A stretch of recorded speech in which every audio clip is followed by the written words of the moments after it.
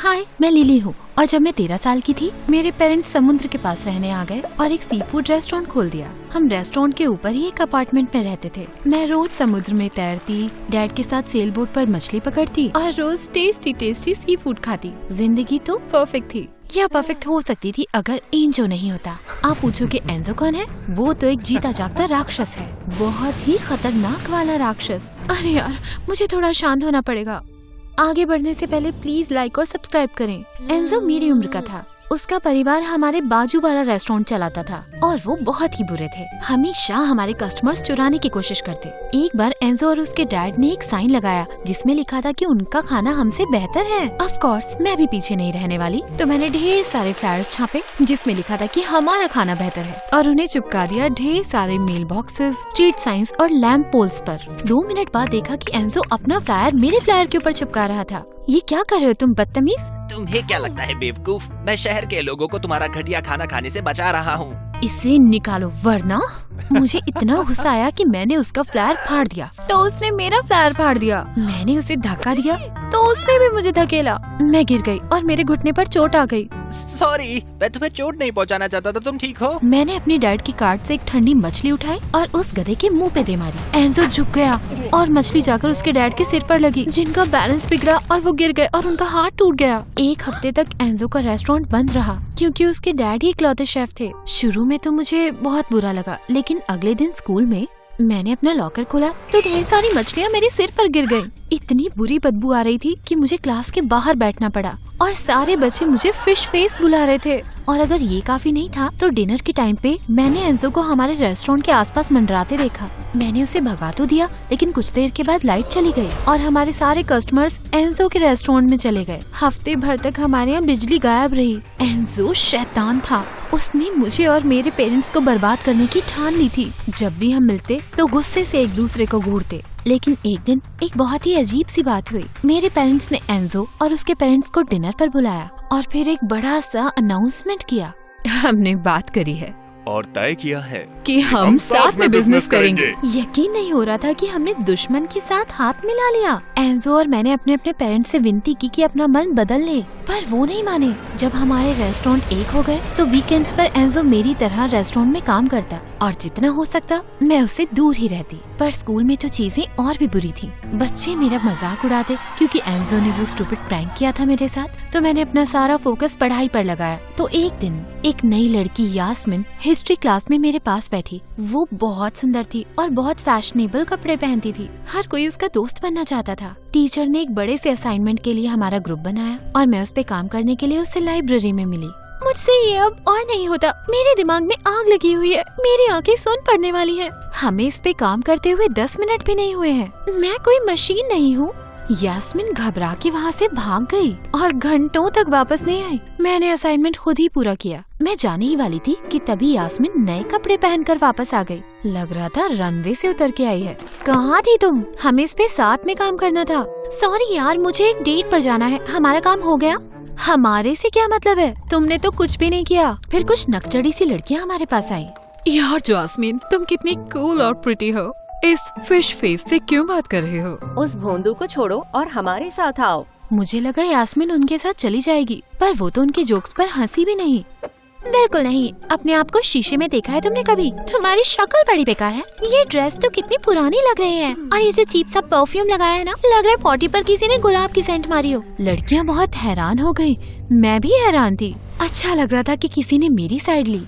तो वो असाइनमेंट, उस पे मेरा नाम लिखोगे या नहीं? उसके बाद से यास्मिन और मैं सारा टाइम साथ रहने लगे। मैं यास्मिन की मदद करती होमवर्क और टेस्ट पास करने में। नहीं, चीटिंग नहीं थी। मैं बस अपने आंसर उसे दिखा देती थी। बेस्टीज यही करती हैं। यास्मिन के साथ मुझे बहुत मजा आता था। लंच में कूल बच्चों के साथ बैठने मिलता, भले ही बदले में मुझे उसकी किताबें उठानी पड़ती। कमजोर हाथ थे उसके। मैं नहीं चाहती थी वो थक जाए। एक दिन चीयर लीडिंग प्रैक्टिस के दौरान मैं यास्मिन के लिए पानी की बोतल लेने गई कि अचानक एक फुटबॉल उड़ती हुई मेरे सर की तरफ आई और गॉड, दुनिया के सबसे हैंडसम लड़के ने आकर मुझे बचा लिया। फिर हरी हरी आंखों से उसने मुझे आंख मारी और मेरे दिमाग ने तो काम करना बंद कर दिया।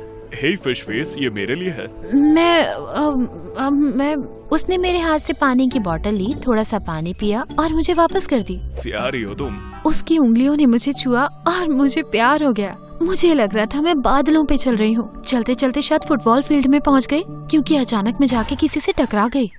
ऑफ कोर्स वो एंजो था। दिमाग खराब है क्या तुम्हारा? ये गार्डन नहीं है जो तुम सपने देखते हुए चल रही हो। आंखें खोल कर चलो। तुम आंखें खोलकर चलो, हर चीज को बिगाड़ देते हो। तुम्हें पीएमएस हो रहा है क्या? तुम्हें हो रहा होगा पीएमएस, गधे। बाद में उस दिन मैंने कर्ट को हॉलवे में देखा। वो घिरा हुआ था अमीर सुंदर लड़कियों से। मेरा दिल बैठ गया, ये तो मेरी लीग से बाहर था।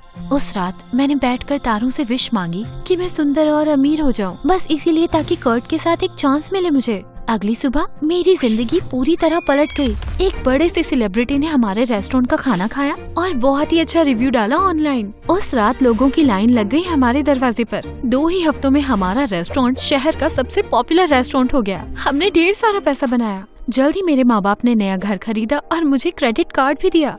तुमने बहुत मेहनत करी है बेटा, जाओ कुछ खरीद लो अपने लिए, जो मन करे वो ले लेना। मैंने यास्मीन को अपने क्रेडिट कार्ड के बारे में बताया तो उसने कहा कि चलो एक शॉपिंग स्प्री पर चलते हैं। मैंने हम दोनों के लिए ढेर सारे मैचिंग आउटफिट्स, महंगे जूते और गहने खरीदे। बेस्टी, मेरा स्पा में जाने का मन है, चलो कल चलते हैं, तुम्हारी ट्रीट। हाँ बिल्कुल, मुझे बिल भरने में कोई प्रॉब्लम नहीं थी। यास्मीन अच्छी दोस्त थी। उसने मुझे कूल पार्टी में भी बुलाया, मेरा मेकअप किया और बाल भी बनाए और मैं एक गॉडेस लग रही थी। जब मैं पार्टी में गई तो सारे लड़कों ने मुझे नोटिस किया, कर्ट ने भी, पर जब उसने मुझे हाई किया मैं नर्वस हो गई। क्या हुआ? ऐसी शक्ल बनाई है जैसे किसी ने जूते पे पॉटी कर दी हो। मैंने यास्मीन को कर्ट पर अपने क्रश के बारे में बताया। शर्माओ मत, जाओ बात करो उससे। हिम्मत जुटाकर मैं कर्ट को डांस के लिए पूछने गई। मैं उसके पास पहुँचने वाली थी कि एंजो बीच में आ गया।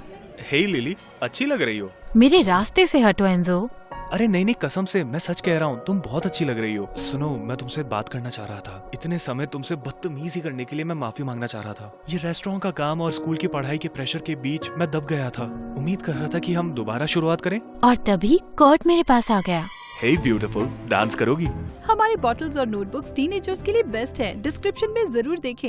एक्सक्यूज मी, यहाँ हम दोनों बातें कर रहे हैं। एक्चुअली हमारी बातें खत्म हो गई और मैं डांस करना चाहूंगी। एंजो को छोड़कर मैं कर्ट के साथ चली गई। जब गाना खत्म हुआ तो मैंने कर्ट को डेट के लिए पूछा और उसने हाँ कह दी। हमारी पहली डेट पर हम एक बहुत ही अच्छे रेस्टोरेंट गए, पर जब बिल आया तो कर्ट ने कहा कि मैं पैसा भर दूं। सॉरी बेब, मैं अपना वॉलेट दूसरी पैन में भूल आया। कितना भुलक्कड़ हूँ मैं।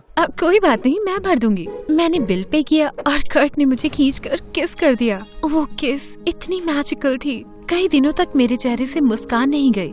हम एक कपल थे। कर्ट को अच्छा लगता जब मैं उसके लिए गिफ्ट खरीदती, उसे और उसके दोस्तों को कॉन्सर्ट ले जाती, पर कुछ समय के बाद चीजें ठीक नहीं लग रही थी, तो मैंने इसके बारे में यास्मीन से बात की। इतनी परेशान मत हो, कर्ट तुम्हारे सपनों का राजकुमार है और लड़कियां बॉयफ्रेंड्स के लिए गिफ्ट खरीदती हैं। और वैसे मुझे $500 दोगी क्या? मुझे ये गुची का पर्स खरीदना है। यास्मीन और मैं शॉपिंग करने गए और मुझे बहुत अच्छा लगा। कुछ समय के लिए मेरी जिंदगी एक फेरी टेल की जैसी थी, जिसमें था सबसे अच्छा बॉयफ्रेंड और सबसे अच्छी दोस्त। लेकिन एंजो अब भी राक्षसी था। पार्टी के बाद से वो बहुत अजीब बिहेव कर रहा था। जब भी मुझे और कर्ट को देखता, अजीब समूह बना के वहाँ से चला जाता, जैसे उसे घिन आ रही हो। उसको यास्मीन से भी दिक्कत थी। जैसे एक दिन उसने यास्मीन को मेरे घर से ढेर सारे शॉपिंग बैग्स लेकर निकलते देखा और उसका तो दिमाग ही खराब हो गया। तुम गधी हो क्या? कर्ट और यास्मीन तुम्हारा फायदा उठा रहे हैं। तुम गलत हो, तुम उन्हें जानते भी नहीं। तुम यास्मीन की पर्सनल ATM हो। यास्मीन के माँ बाप उसे पैसे नहीं देते और उसे आदत हो गई है महंगी चीजों की। मैं चुपचाप उसे तड़पते हुए नहीं देख सकती। कर्ट हर दूसरी लड़की से फ्लर्ट करता है। नहीं, वो बस एक अच्छा फ्रेंडली लड़का है जिसे गले लगना पसंद है। हे भगवान, तुम वाकई बेवकूफ हो। मुझे इतना गुस्सा आया कि एंजो के मुंह पर दरवाजा बंद कर दिया। उसे मेरा मूड नहीं खराब करने दूंगी, तो मैंने तय किया कि उसे हमेशा अवॉइड करूंगी। पर मेरा प्लान फेल हो गया, क्योंकि उसी रात एंजो और मेरी मीटिंग थी हमारे पेरेंट्स के साथ। हम 3 और जगह पर रेस्टोरेंट खोल रहे हैं और तुम दोनों उसे मैनेज करोगे जब हम वहाँ नहीं होंगे। कोई दिक्कत नहीं, जैसा आप लोग चाहो। ये तो बहुत अच्छी बात है। एंजो और हमारे पेरेंट्स तो बहुत एक्साइटेड थे, पर मैं यही सोचती रही कि मैं कर्ट और यास्मीन को कितना ज्यादा मिस करूंगी। सॉरी, ये नहीं चल पाएगा, मेरे और भी प्लान्स हैं। तो तुम्हें प्लान बदलने पड़ेंगे। मैंने उनसे बहस करनी चाहिए, पर उन्होंने कहा कि अगर मैंने उनकी मदद नहीं की तो वो मेरा क्रेडिट कार्ड ले लेंगे। ये तो बहुत बुरा हो जाएगा। तो मैं उनकी बात मान गई। मैं रेस्टोरेंट और स्कूल के बीच इतनी बिजी रहने लगी कि कर्ट और यास्मीन के लिए टाइम ही नहीं मिलता। मैं उन्हें बहुत मिस करती। तो एक दिन जब मैं बैंक में कैश डिपॉजिट करने जा रही थी, तो मैंने सोचा बीच में यास्मीन से मिलते हुए चलती हूँ। पर जब मैं वहाँ पहुँची तो देखा यास्मीन और कर्ट किस कर रहे थे। ऐसा लग रहा था किसी ने सीने में खंजर घोंप दिया हो। अचानक मेरा बैलेंस बिगड़ा और मैं कचरे के डिब्बे में गिर गई। इससे कर्ट और यास्मीन का ध्यान मेरी तरफ गया। क्या चल रहा है ये? तुम लोग किस कर रहे थे? लिली, ऐसी बात नहीं है। हाँ, हम तो बस प्रैक्टिस कर रहे थे। किस चीज की प्रैक्टिस कर रहे थे? वो प्ले है ना, रोमियो और सुजेट। तुम्हारा मतलब रोमियो और जूलियट? ओह हाँ, वही वाला। तुम लोगों ने ड्रामा क्लब कब ज्वाइन कर लिया? अरे बुद्धू, तुम्हें कितना पहले बताया तो था, शायद तुम भूल गई होगी। तुम जानती हो ना, मेरा दिल सिर्फ तुम्हारा है। कर्ट ने मुझे गले लगाया और मैं बच्चों की तरह रोने लग गई। मैं जानती हूँ, बस काम करते करते मैं थक गई हूँ। और एंजो तो बहुत ही ज्यादा बुरा है। वो इतनी बुरी बुरी बातें कह रहा है। अरे भूल जाओ एंजो को, हम है ना। उस दिन यास्मीन और कर्ट ने मेरा मूड ठीक करने में मेरी मदद की। वो मुझे बैंक तक भी ले गए। उस दिन के बाद से कर्ट और यास्मीन मेरे साथ रेस्टोरेंट में आते ताकि उस शैतान एंजो से मैं दूर रहूं। मुझे बहुत अच्छा लगता कि वो मेरे साथ हैं। लेकिन एक दिन कर्ट और यास्मीन मेरे साथ बैक ऑफिस में थे जब मैं अकाउंटिंग कर रही थी कि एंजो अंदर आया एकदम पागलों की तरह और मुझे साइड में खींच के ले गया। तुम उन्हें ऑफिस में नहीं ला सकती, ये सिर्फ एम्प्लॉइज के लिए है। हमारा सारा पैसा सेफ में है। मैंने कहा ना, ये भरोसे के लायक नहीं है। वो तो तुम भी नहीं हो। एंजो को बाहर धकेल कर मैं वापस ऑफिस चली गई। कुछ हफ्तों बाद कर्ट और यास्मीन ने मेरे साथ समय बिताना बंद कर दिया। उन्होंने कहा कि वो एंजो को बर्दाश्त नहीं कर सकते। फिर एक दिन जब मुझे कैश जमा करना था, मैंने सेफ खोला तो देखा सारा पैसा गायब था। मैं घबरा गई। मैंने हर जगह उसे ढूंढा पर कहीं नहीं मिला। मैंने कर्ट और यास्मीन से भी पूछा। क्या तुम हम पर चोरी का इल्जाम लगा रही हो? मुझे लगा हम दोस्त थे। उसके बाद कर्ट ने मुझसे ब्रेकअप कर लिया और यास्मीन ने मेरा कॉल उठाना बंद कर दिया। अगले हफ्ते मेरे पेरेंट्स घर आए और वो बहुत नाराज थे।